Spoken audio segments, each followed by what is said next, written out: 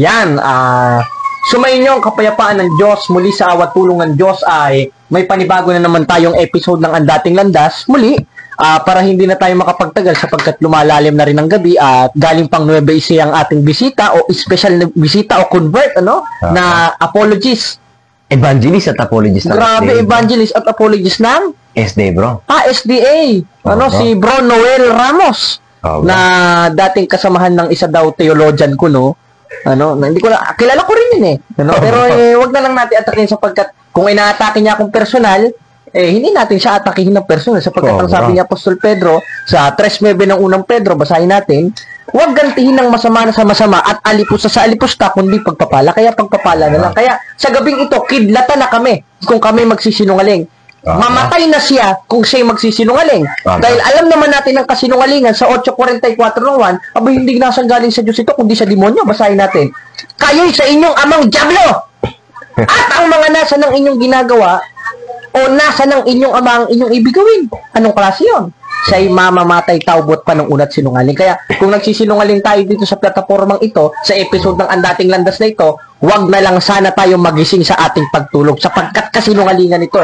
Kidlatan na lang tayo dito ngayon. Bro. Mamatay na lang sana tayo kung tayo nagsisinungaling sapagkat yan ay hindi ko maiinda. Bakit? Dahil yan ay nasang hindi galing sa Diyos kundi sa demonyo. Kaya mga kapatid, bago tayo makapagpasimula, ano bang purpose ng Ang Dating Landas? Bago nating interviewin, bagamat marami kasing namamaratang sa atin na ang dating landas daw ay naninirang puri. At kahit kailan, hindi mo na pwedeng siraan ng sira eh. Sinasabi ko lang yung kasiraan nila. Pinupuna ko lang. Dahil pag yung kasiraan nila, ipinangaral pa nila, abay makakahawa na yun. 15:33 ng unang Korinto. Huwag kayong padaya, ang masamang kasama sumisira ng magandang ugali. Ayun naman pala ano ba yung manifestasyon ng masama? Yung sira. Yung sira, yung tuktok. Hindi ko lang papangalanan kung sino yun. Marami yun eh. Kadalasan yung mga nasa comment section ng mga tumututol, yung mga sira tuktok nun eh. Kaya, ano ba purpose ng Ang Dating Landas? Isa itong plataforma kung anong ginagawa ng mga apostol o isa sa uri nila ng pagbasa sa Biblia na mababasa natin sa sulat ni Pablo sa 3:16 ng ikalawang Timoteo na ang mga banal na kasulatan na kinasihan ng Diyos ay mapapakinabangan rin naman sa pagtuturo, pagsansalat, pagsaway. Yun ang purpose ng Ang Dating Landas. Nagtuturo, nagsasansalat, sumasaway. Dahil meron tayong tinatawag na spiritual warfare eh. At alam mo naman rin nyo, kapatid na Noel. At yun yung mababasa natin sa sulat rin na Apostol Pablo. Dahil lahat naman ng sulat ni Pablo, hindi naman writings ni Ellen G. White yun. Writings ni Manalo si Pasibu yun. Utos ng Diyos yun. Absolutong katotohanan yun eh. 14:37 ng unang Korinto. Kung iniisip ni naman na siya'y propeta o ayon sa Espiritu, ay kilalanin niya ang mga bagay na sa inyo isinusulat ko na pawang utos ng Panginoon.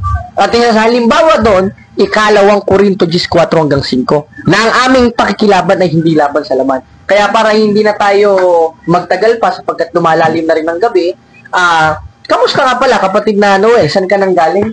Okay lang ako, bro. Galing ako Nueva Ecija. Grabe, galing kang Nueva Ecija at hindi na natin maitatanong, ikaw ay galing sa SDA, bro. O Seventh-day Adventist na itinayo ni Ellen G. White. O huwag niyong itanggi, nasa Google yun eh. Who is the founder of Seventh-day Adventist? Ellen G. White.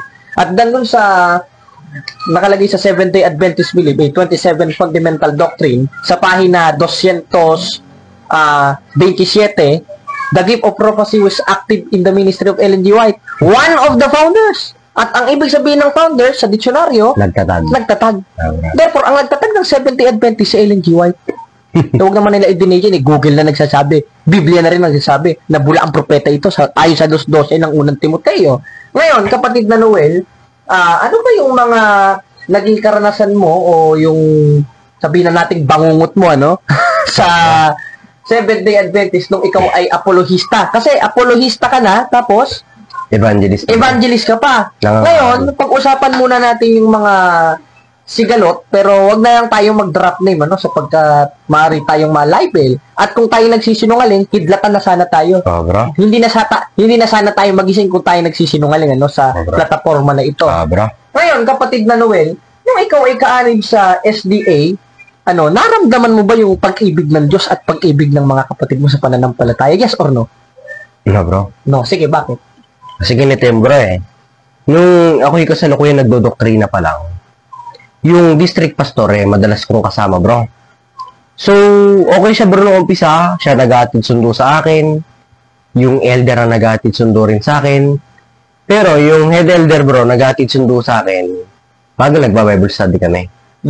Inaaya nila ako na mag-Bible study, manghikayat ng miyembro para dumami, ano, bro? Kasi nagkaroon kasi ng problema yung church nila ron, munti sila eh. Tapos, bro, nung tumagal-tagal, bro, nagbago na lahat, bro, nung natapos yung event. Ano bang klaseng event yun? Yung harvest ba yun? Harvest Ay, 2025 yun, bro, 2025 ng harvest. O sige, maaari mo bang ikwento na yung mga pakikitungo ba sa iyo ng kapatid, gano'n rin ba yung pakikitungo sa iyo ng SDA? Anong pinagkaiba ng mga kapatid dito sa tunay na simbahan o Iglesia Katolika at doon sa mga kapatid sa Iglesia Sabadista? Dito, bro, sa Katoliko, bro, talagang may batian eh. Pag Amen. nakita mo, bro, no? Talagang hindi ka pababayaan eh. Igagay ka pag bago ka, no? Tapos hindi ka hatulan. Kasi ang may karapatan lang naman humato, ang sabi nga ni Pablo, ay ang Diyos. Bro. Hindi naman si Mrs. White na pinagbabawalan kayo magkape, no? Tsaka, speaking of pagbabawal, maski baboy ipinagbabawal sa inyo. Bro. Kaya nga meron kaming munting sorpresa sa iyo kung talagang kanina kasi nabautismohan ka na, nakatanggap ka na ng sakramento ng binyag o sakramento ng bautismo. Therefore, yung original sin mo, nalinis na gaya ng sabi ni Pablo sa 22:16 ng gawa. Hugasan mo ang iyong mga kasalanan na tumatawag sa kanyang pangalan sa papaanong paraan. Sa 28:19 ng Mateo, sa pangalan ng Ama, Anak at Espiritu Santo. Pero, i-clarify ko lang, totoo ba yung doktrina ng Seventh-day Adventist na magbautismo sa pangalan ni Ellen White? Wala, bro. Talagang, ang sulat kasi ni Ellen G. White, bro, mas sinusunod nila kaysa Biblia. Talagang aral ng tao, ano? At yun ay nasa 17.5 na Jeremias. At meron kaming munting sorpresa sa'yo. Ito ay itutok natin sa camera. Pork sisig. Ayan. Kasi mortal sin kay Ellen White na kumain ka ng mga nilinis na ng Diyos. Sapagkat ang sabi nga sa unang Timoteo 4:4, lahat ng nilikha ng Diyos ay nahugasan. Nakasama baboy ito. Huwag mo naman sabihin yung baboy, nilikha yung sarili niya. Siyempre, ang lumikha sa baboy, yung Diyos na gumagawa sa 2:13 ng Pilipos. At meron rin tayong, bukod sa pork sisig, pakipatong na lang, meron rin tayong special dinugan, wala lang puto, ano? Ayan, kasi mortal sin yan sa mga sekta ngayon eh. Lahat yan, pumapasok sa bibig ng tao, therefore, hindi kasasama ng tao. Basahin muna natin bago natin kainin yan sa 15:11 ng Mateo. Hindi ang pumapasok sa bibig ang siyang nakakasama sa tao. Tanong ko sa iyo, kapatid Noel, pag kumakain ka ba ng dalawang yan, saan mo ipapasok? Sa ilong o sa bibig? Sa bibig. Alam nga naman sa puwet, siyempre, sa bibig. At ang Syempre. sabi ni Kristo, hindi ang pumapasok sa bibig ang siyang nakakasama sa tao. Kay Ellen G. White naman, bawal yan, mortal sin. Tsaka, ang SD, bro, no? Sorry mga kapatid, ano? Pero ito ning totoo, bro, Pagkakataon ko na ito para sabihin talaga malaking katotohanan. Pero bago yon, kapatid, kasi mainit-init palamig ko muna, may ano dyan, ito muna unahin mo, pork sisig. Pork sisig, Nabili namin yan para sa'yo. Pork sisig, yan. Kainin mo nga, bro Noel.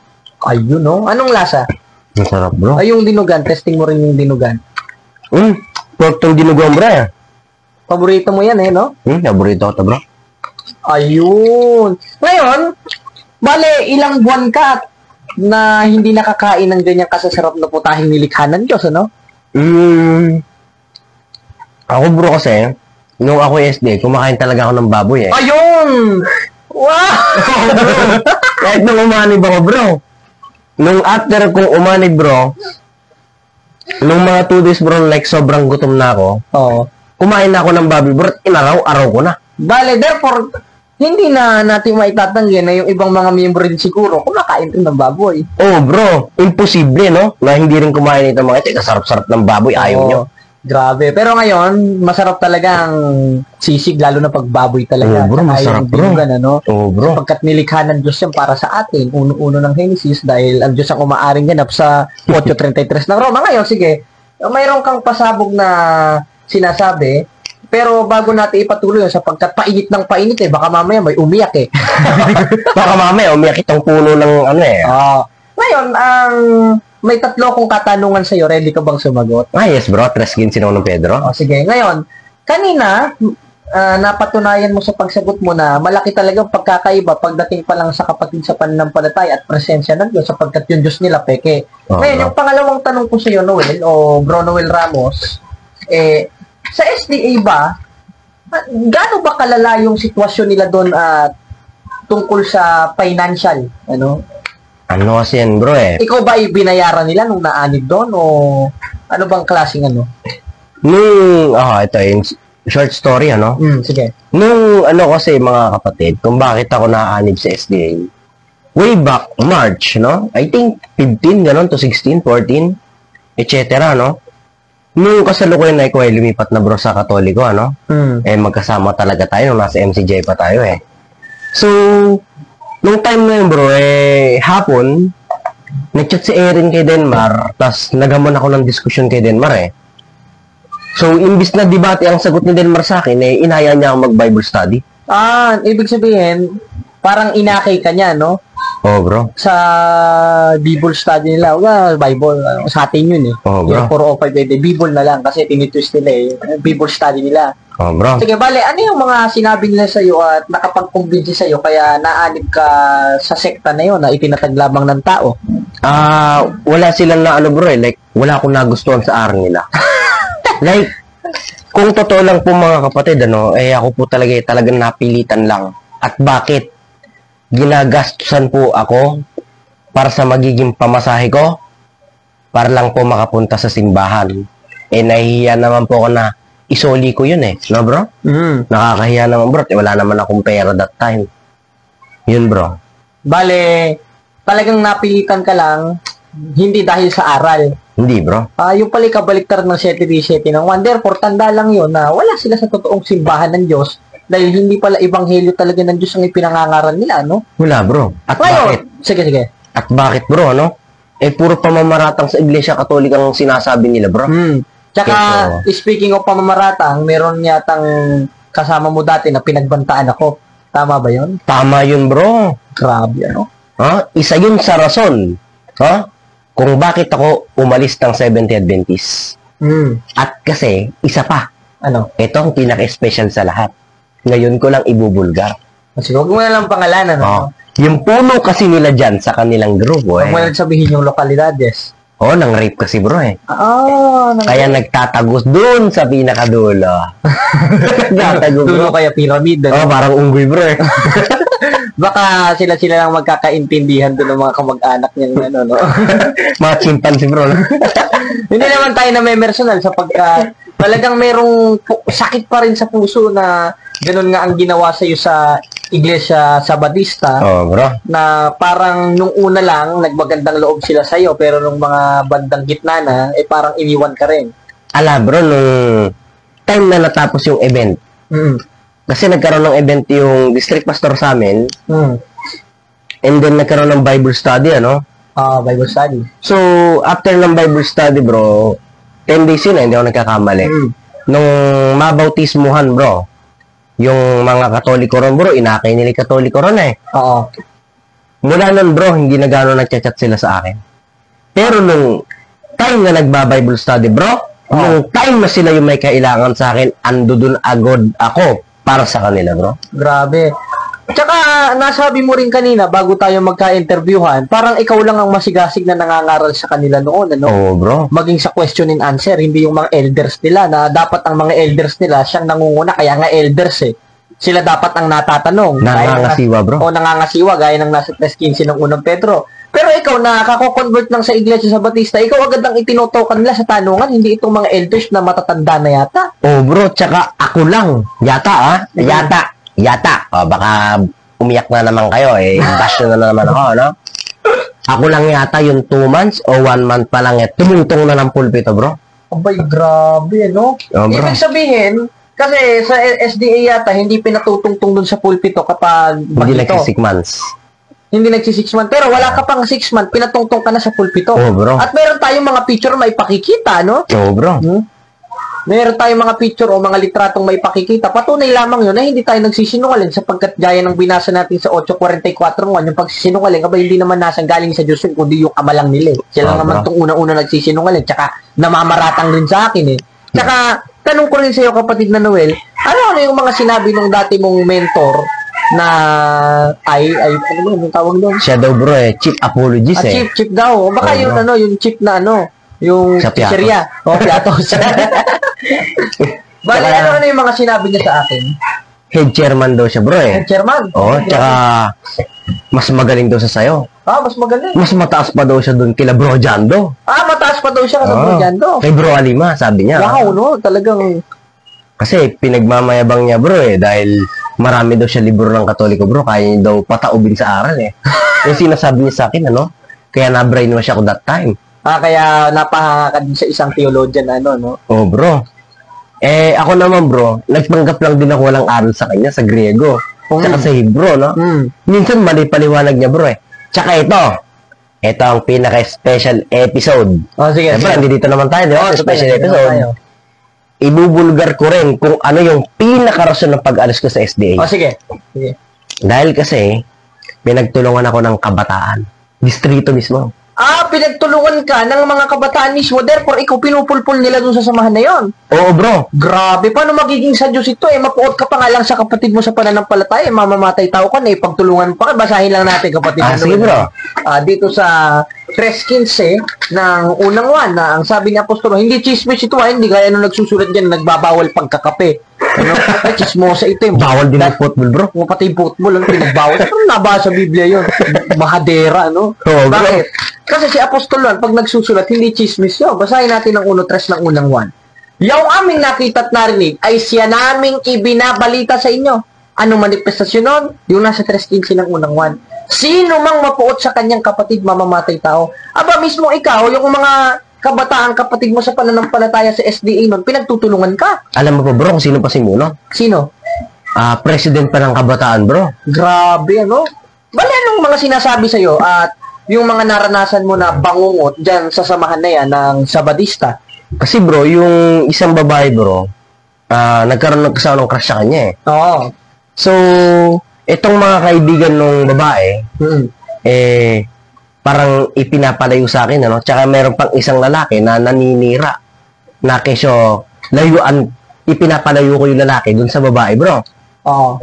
Ako, bro, nasabi ko sa district pastor na may crush ako, pero mas pinipili ko unahin ang paglilingkod sa Diyos. Amen. Dahil yun ay utos sa 6:33 na At ang buong akala mo, pinaglilingkuran mo nun sa SDA, tunay na Diyos. Mali, bro. 4:8 ng Galacia yun. Yun. Sige. Bali, ano yung mga pinagsasabi sa yung paninira ng mga kapatid mo sa pananampalataya noon na patunay lamang na hindi nasang galing sa Diyos ang ginagawa nila, gaya ng binasa natin sa 8:44 ng 1 at 3:15 ng unang 1. Hanggang ngayon ba, bro? Ano yung mga pinagsasabi? Sabi kasi nung dati kong kasamahan dyan, sa isa kong grupo, mabuti na daw yung umalis na ako sa SDA. Bakit lang?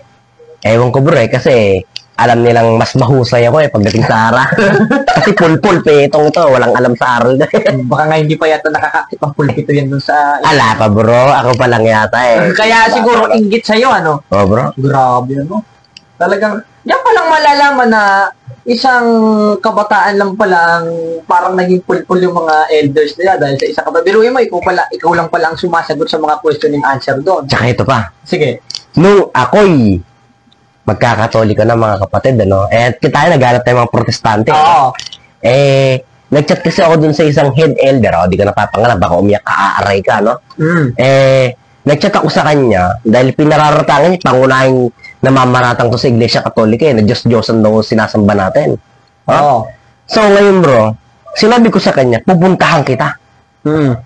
Sabi ng elder, handa niya daw isugal yung pagiging head elder niya, mabugbog lang daw yung mga bunganga namin. Pero mayroon ka screenshot no? Meron, bro. Ay, maganda. Ayan, i-flash natin sa screen, mga kababayan. Ngayon, kung nakikita nyo, yan ang nasa screen natin ngayon, yung sinabi ng elder. Oh, bro. Grabe ito. Sa demonyo ito. Oh, bro. Sa demonyohan yan. Hindi sa Diyos na samahan yan. Hindi sa Diyos yan. Grabe, bro. Tinan mo, bantayan Bubugbugin niya daw ako, bro. Sabi ko, bro, oo, titindig ako, elder. Ano sabi niya? Sige, subukan mo lang. Sabi niya, bro.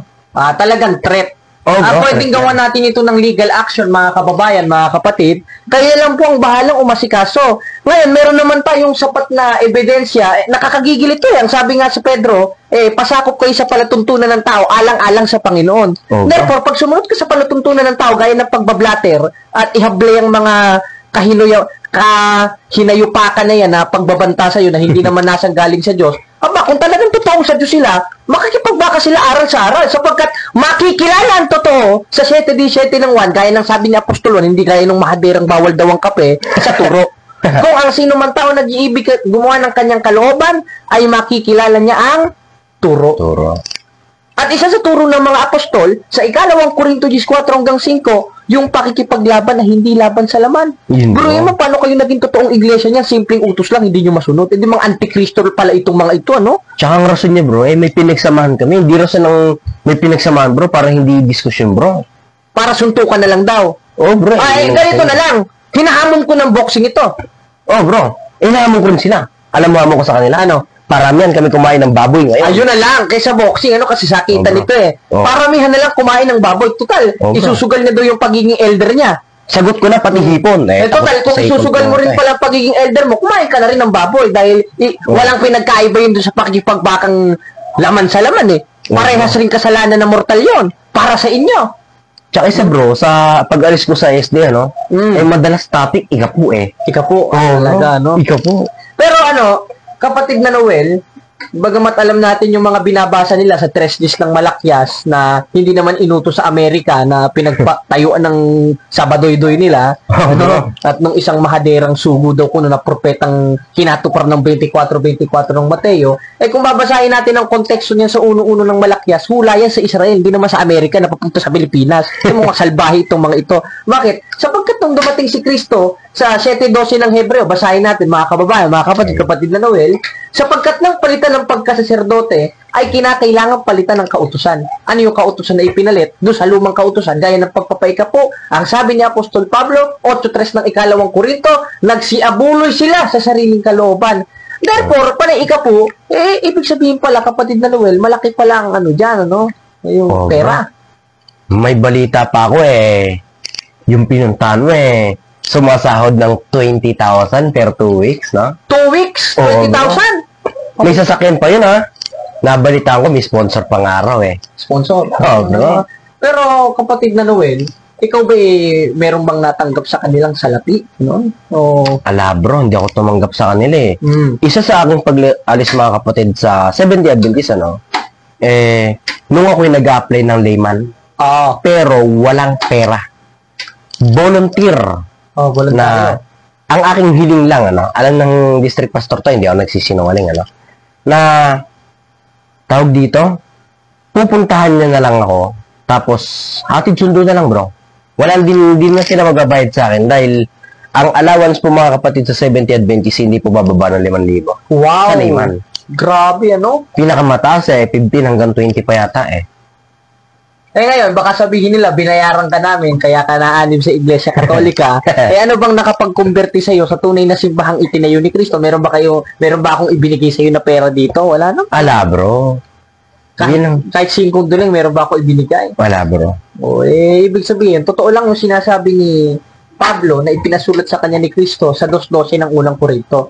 Na yung karunungan o espiritu ng Diyos o yung aral, ibigay sa atin ng walang bayad ng Diyos. Kaya kung sino mang mga mangangaral, nagpapabayad, natin sa demonyo yun Sa demonyo yan. Ang paratang pa sa Iglesia Katolika, bakit doon si Kristo hindi doon nakarating ng Roma? Mas lang hindi nakarating sa Amerika, no? Doon nagtatag Doon na itatag ng Seventh Adventist. Kailan pumunta si Kristo sa Amerika? Saan mababasa? Wala. Ang nakarating doon si Ellen G. White, Kaya ang daming pinagbabawal, bro, Madaming sinulat siya doon meron siya mga sinulat na 200 plus daw kaya ng mga kapatid na SDA dati, na maraming pinagbabawal. Bawal daw magkape, bawal mag-football. Saan nababasa yun? Wala naman sa Biblia yun, Samantalang ang utos niya sa unang Thessalonica 5:21 at 22, subukin lahat ng bagay. Wala naman ikasasama sa football. Bakit naman pagbabawalan ka mag-football? Yung salbahe talaga yung aral nito, Tsaka, bro, marami na kasing nagbabackslide sa SDA, May Wow! nabalitaan kasi ako, bro, para isang estilo daw nila para bumalik yung mga kapatid. Sige.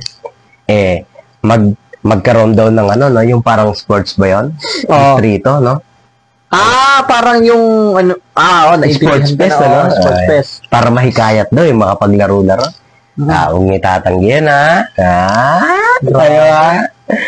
Ibig sabihin, ipinababalik nila yung mga kapatid nila sa pananampalataya, hindi sa pagmamagandang loob, kundi sa interes. Hindi. Bro. Ibig sabihin, nilalabag rin nila yung nasa 4.32 ng Efeso. Sa makatwid, parang itong mga taong ito, hindi na lang natin papangalanan, kapatid na Noel, ano? Yung kinatuparan ng sinabi rin ni Pablo sa ikalawang Timoteo 3:1, mga may ibigin sa salapi. Totoo, bro. Ang akin na naman kasi, bro, nung kahit ako'y nasa SDA pa, no? Nung ay nagsusuri sa Katoliko, may kausap kasi ako, bro, isang CFD. Oo. SPM siya, So, hindi ko napapangalanan yung nagagalit. Si Idol yun, Idol. Idoling. Si Idoling, Duling? Nagalit? Duling? Bro. Parang kilala ko na yun, parang yun yung nabutata ako sa diskusyon na. Bro. Sige, anong istorya doon? Wag daw kong makikinig kay Bro Winnie, ano? Dahil tinalo niya daw, Yun yung sabi niya, No. Kasi daw, bro, siya lang daw ang nagkaroon ng titulo ng Chief Apology. Chief! Bro. Apologies! Bro. Grabe, ano? Siya lang daw. Nung malaman-laman ko, bro, nakakausap ko ng matagal, ano? Si Bro Willie. Doon ako namulat ng realidad. Na ano? Na mali lahat ng sinasabi nun. Na... Kasi hindi naman naalis ng Iglesia Katolika, bro, nung walang rason, Oo. Hindi kaya dahil lang dito, kaya umalis. Patay tayo na. Pero hindi na lang natin babanggitin ang pangalan, no? Bro. Kaya mga kapatid, maaaring kilala nyo na yung taong yun na umurong sa pananampalataya na hindi na dapat kalugdan ng Diyos. Gaya ng sabi ni Pablo sa 10:38 ng Hebreo, na sino mang umurong ay hindi kalulugdan ng aking kaluluwa. Sa papaanong paraan, mismo si Kristo lalaya sa kanya. 13:5 ng ikalawang Korinto. Kaya ang sabi ni Pablo sa atin, siyasatin natin ang ating sarili kung kayo nasa pananampalataya. Subukin natin ang ating sarili. Hindi ba ka natin alam si Yesu Kristo yung nasa inyo? Lalo ka na, nasa iyo na dahil nabautismuhan ka. Bro. Bali ba na nga, kung kayo'y itinakoy na, sino itinatakoy? Yung umurong. Yung hindi iningatan yung pinagpagala ng mga apostol sa ikalawang 1:1. Kaya itong baptist nito, once and always, demonyo rin ito Pero hindi yan ang tema natin, mga kababayan, mga kapatid. Ngayon, kapatid na Noel, isa pang tanong, sa SDA ba, ano-ano pa ba yung mga nalalaman mo na nagpahina at naging bangungot sa'yo nung nandyan ka sa sekta na yan? Madami, bro, Madami yung mga paninira sa akin, mga pagsubok, Kasi nung ako'y ginamit lang ako, bro, ramdam ko, Oo. Kasi, bro, kung hindi ako ginamit, di sana hanggang ngayon, bro, pinupuntahan pa rin ako sa amin, Isinasama niya ako sa kanyang pangangaral. Nung tumagal, bro, wala na, talaga alam mo, pero parang after ng event, wala na talaga. Wala na. Kumbaga, pinabayaan ka na. At meron ka pa nga nasabi sa akin kanina, pinabababa ka sa pulpito. Bro. Wala talagang kaayusan nito, no? Gaya ng nasa 14:40 ng unang Korinto. Meron mo nangangaral ka, tapos pinabababa ka sa pulpito. Kasi, bro, sabi rin naman ng district pastor yun, Oo. Pag nangangaral ka, mostly mag-testimony na lang daw. Testimony. Wala siyang bro, like, sabihin natin, yung tiwala, Oo. Hindi siya about tiwala sa pagkatao dahil susumpahin. Yung tiwala lang, yung nabigay kong example. Wala siyang tiwala sa kakayanan ko, bro, bilang manggagawa na ako sa Diyos. Dahil 5 taon na akong apologies, 5 taon na akong talaga nangangaral, nakikipag-diskusyon, Oo. Tapos siya, wala pang record sa diskusyon. Puro layman ang pinapain, Yung mga pastor, nagtatago. Naloko na. Sa palda. Sa palda. Tapos meron rin isang nagtatago sa sa tuktok ng pyramid. Bro, nasa puntok, bro. Nagtatago. Ba't nagtatago? Bakit kasi nang rape pa sa kaunlaran? Ay, namang gate. Sa Labotas yun, di ba? Sa Labotas yun. Kanino galing? Hanapin mo doon. Sa isang theologian. Bro, may nabalitaan pa nga ako ron, Na ano? Nanonood daw ng Malaswa. Patay tayo. Bibili daw ng parang CD. Parang CD. O CD bro sa TV. Grabe. High-tech na ngayon. Meron mga website dyan. Oh. Old school naman na itong mga inayup. Bro. Tsaka bro, pinagayabang niya pa bro, artista daw siya dati. Artista. Yung rate na yun. Kaya pala magaling ka magtago eh. Kaya ngayon, kapatid na Noel, ano na ang pananampalataya mo? Willing ka ba na maglingkod sa simbahang itinayo ni Kristo? Oh bro, dahil kasalukuyan, no, mga kapatid, nung ako po ay nagdodoktrina sa Catholic, Okay. nangangarap na ako. Sabi ko nga po noon kay Bro Winnie Ibe, shoutout po sa'yo Bro Winnie, ano? Ng SPMS. Oh, bro. Nag-send pa siya sa akin ng 700 plus bro. Para lang makapunta ako sa mga Catholic Church, ano? Amen. Maraming salamat po. At sa iyong buong sambayan Bro Winnie, ano? Ako'y lubos nagpapasalamat. Nung ako'y nakapunta na bro sa Catholic, iba ang naramdaman ko. Talagang naramdaman mo yung presensya ng Diyos at ng mga santos at ng bro. mahal na ina. Kasi ang malaking katotohanan dito, kahit anong pagbabaliktad natin sa Catholic bro, talagang hindi natin may gigiba bro. Ayun. Tapos, ngayon kapatid na Noel, yung mga ilang katanungan na naiiwan pa na maaaring ika-confuse ng mga kapatid, ikaw ba talaga ay seryoso na sa iyong pagbabalik sa Iglesia Katolika hanggang kamatayan? Seryoso bro, handang makipagbaka! Amen. 29 ng gawa, na nangangaral na may katapangan sa pangalan ng Panginoon, datapwat nakipagtulig saan sa Hudyo Grego, datapwat pinagpipilitan siyang patayin. Naku, kaya pala ang laki ng hinayang sa iyo ni, nila idol. ng mga doon dahil talagang powerful lang iyong Tsaka bro, makikibaka, no? sa SD kasi bro huwag kang bawal mangaral ng prangka. Bawal. Dapat Kung mga bili-baby. plastikan lang, Dapat bili-baby, ginaganong iniiwi pa bro. Ano naman lalakas pa na lang pala tayo, bini-baby mo. Yun nga bro, pinagbawalan pa nga ako bro, huwag kang prangka. Kumari, dahan-dahanin mo. May apostol bang ganun? Wala, dahil 1.13 ng tito, saway mo talaga, may kabagsikan sila.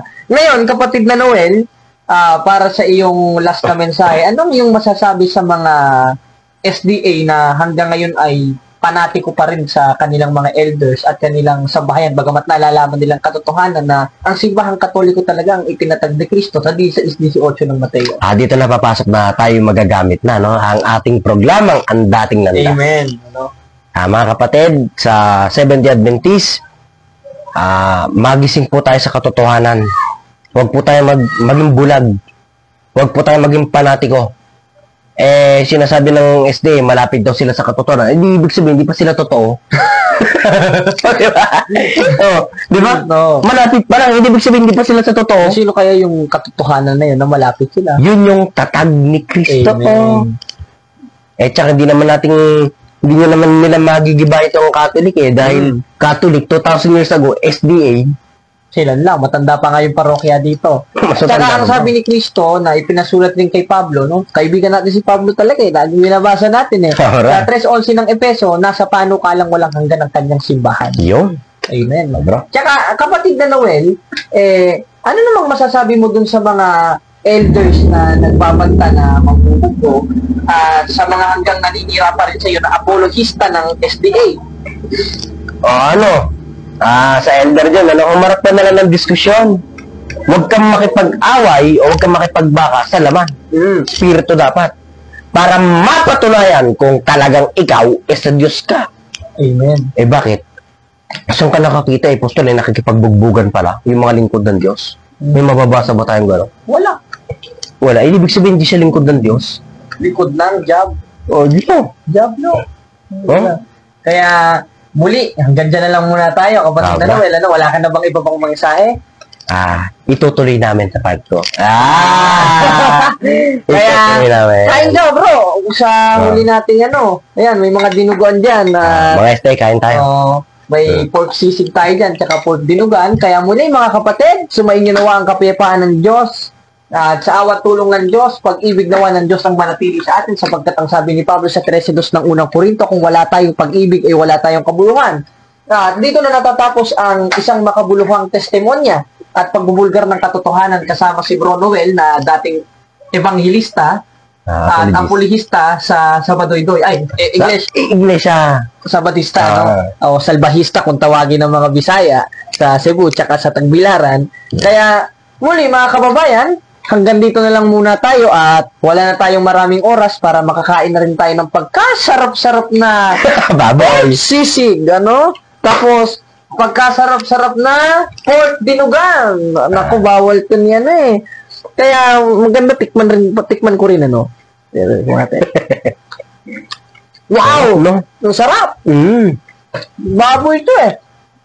Ay, dinugan, masarap. Kaya, muli mga kapatid, hanggang dito na lang ulit tayo at dito nagtatapos ang ating testimony night o morning, afternoon, etc. kung anong oras mo nakakarating ito at salamat sa Diyos at Viva Cristo Rey! Viva Cristo Rey! Proteo et Ecclesia. Salamat sa Diyos.